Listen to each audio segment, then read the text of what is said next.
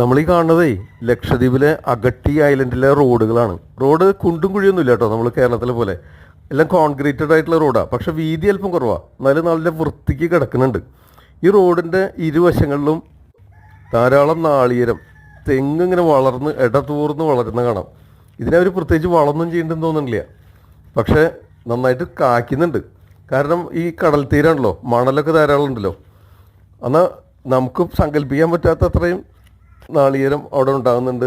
ഇതിൽ നിന്നുള്ള വിഭവങ്ങളാണ് അവിടെ പ്രധാനമായിട്ട് ഭക്ഷണത്തിനൊക്കെ ഉപയോഗിക്കുന്നത്. അവരിൽ നിന്ന് ചെത്തിയെടുക്കുന്ന ഒരു നീര അവിടുത്തെ ശർക്കര ഉണ്ടാക്കാനും അതുപോലെ വിനാഗിരി ഉണ്ടാക്കാനായിട്ടൊക്കെ ഉപയോഗിക്കുന്നുണ്ട്. ലക്ഷദ്വീപിലെ ചൊറുക്ക വളരെ പ്രസിദ്ധമാണ്. ഇത് വളരെ ശുദ്ധമായിട്ടുള്ള ചൊറുക്ക ഇവിടെ നിന്ന് കിട്ടും.